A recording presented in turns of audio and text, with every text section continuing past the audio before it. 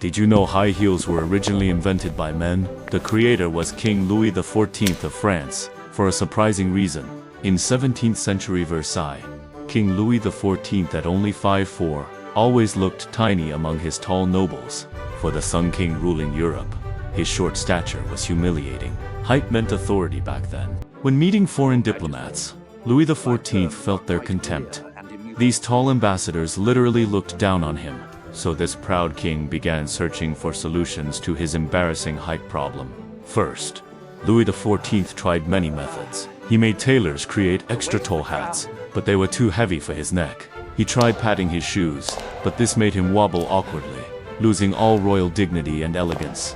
He even considered always sitting when meeting guests, but this hurt his authority. Then inspiration struck. The court shoemaker, named Antonio, who made opera performance shoes, gave the king his brilliant inspiration. In opera performances, shoemakers added thick wooden blocks under shoes so audiences could see actors clearly. Antonio shared this idea with the king's personal servant, who carefully reported this clever solution to Louis. Louis XIV's eyes lit up immediately. "Make me such shoes," he commanded, "but more exquisite and luxurious." Antonio spent an entire month carefully crafting history's first true high-heeled shoes for the king. The shoes had 10 centimeters heels, wrapped in finest red leather, decorated with pearls and gems, both stable and elegant. When Louis XIV first wore these shoes, he transformed completely, instantly growing from 5'4" to 5'8". In crowds, the king immediately looked tall and mighty. More importantly, the heels made him walk elegantly. Every step had rhythm. Every step showed noble bearing. The king was extremely satisfied with these shoes. Soon, all male nobles in Versailles wanted such shoes. High heels became the new fashion obsession for men. Initially, Louis XIV refused. This was his exclusive item. How could he let others wear his height secret? But clever ministers found persuasive reasoning. If everyone wears them, it shows fashion and tastes, not height issues. Louis XIV found this reasoning convincing, so he allowed nobles to wear high heels, but with one important condition: heel height couldn't exceed the king's heels. This became court law, and no one dared violate this sacred rule. Soon, wearing high heels became the fashion standard for courtmen.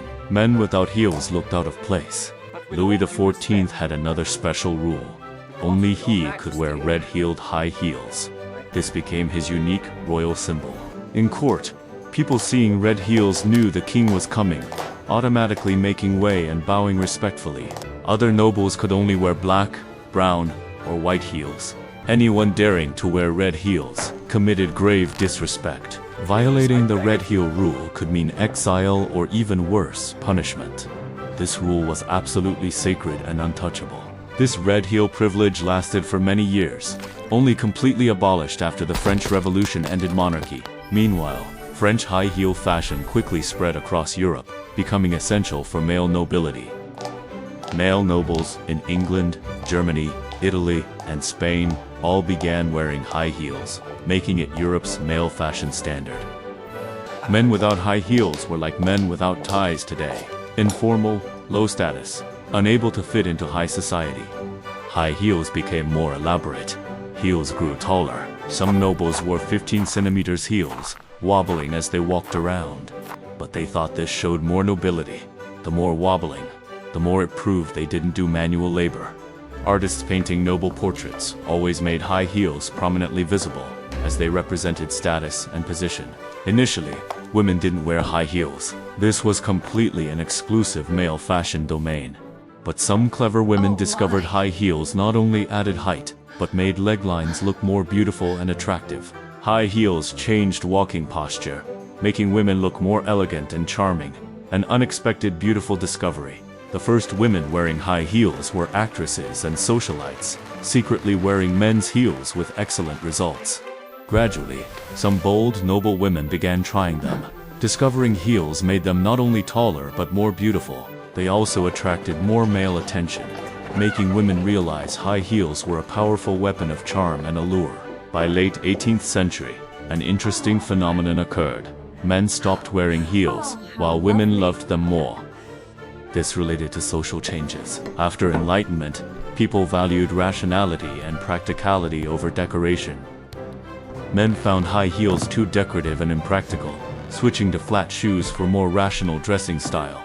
Meanwhile, women's status rose, gaining more rights to choose their clothing and boldly try new fashions. High heels made women more beautiful and confident, becoming increasingly popular as part of feminine charm. By the 19th century, high heels became exclusively feminine. Men wearing heels would actually be mocked.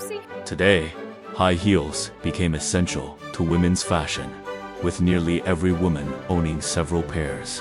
From Louis XIV's 10 cm heels to modern women's 12 cm stilettos, high heel designs became increasingly refined and diverse. But few know this purely feminine fashion item was originally invented by a short king for his height problem. More amusing, if Louis XIV knew heels would become exclusively feminine centuries later, what would he think? This proud Sun King probably never dreamed that his invention for solving his height problem would eventually become symbols of feminine beauty, transforming from solving male insecurity to showcasing female charm. History is so amusing. One king's insecurity complex ultimately changed global fashion concepts forever. One seemingly trivial personal annoyance could influence centuries of human civilization and aesthetic standards. This shows fashion's incredible power. Once a style is established, it can persist and evolve for hundreds of years.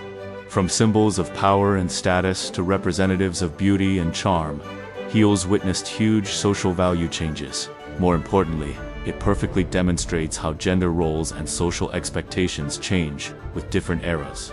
Who could imagine a simple height-boosting tool would eventually become a major part of global fashion industry? This story teaches us that sometimes the greatest inventions come from personal needs and simple solutions. So next time you see women in high heels, remember the hidden story.